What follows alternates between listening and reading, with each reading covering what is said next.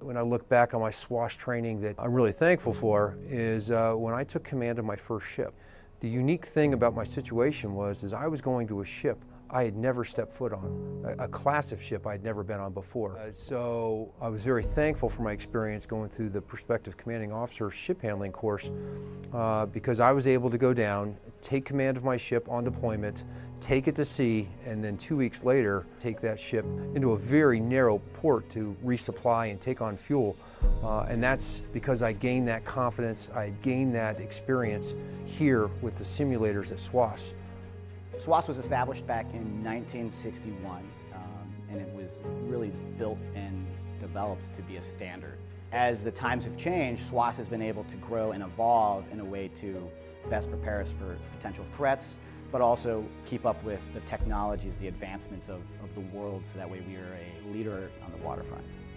SWOS has definitely become a global training organization. Certainly here in Newport, Rhode Island, up in Great Lakes, in the fleet concentration areas of San Diego, Norfolk, Mayport, Pac Northwest, Yokosuka, Pearl Harbor, Sasebo. We truly have a global reach because a critical function of SWOS is being in touch with what's going on in the fleet. And it's hard to do it if you're not where the fleet is. I think it's extremely beneficial that you have SWOS as a big command that kind of incorporates training from the E1 all the way up to your Capt, because it gives you a standard, it gives you a baseline. When you go out to the fleet to a ship, you could have Sailor X from a different command that does it completely different than Sailor Y who got different background. So by having SWOS as that command that kind of lays that baseline and that standard, it allows the fleet to be better prepared.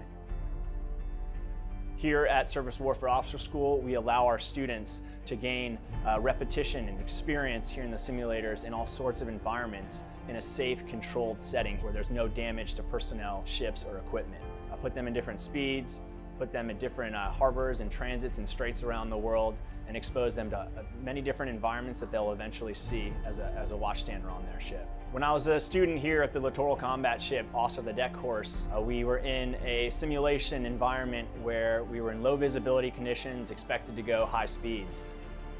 1 year later, deployed on USS Fort Worth LCS-3, we were in a very similar situation to what I saw on the simulator.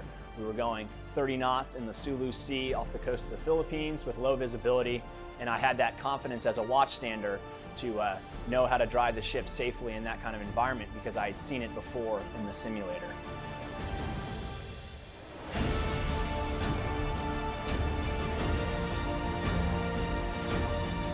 The days of us not having any kind of near peer out there are behind us. So it's absolutely critical that we have credibility behind our deterrence. And to have deterrence truly be effective, we need to make sure that we are putting ships to sea that have well-trained crews on them that will go out and be able to perform whatever mission is called upon them. And Surface Warfare Officer School plays an absolute critical role in that. So I tell my students, my staff, armor up, we gotta be ready.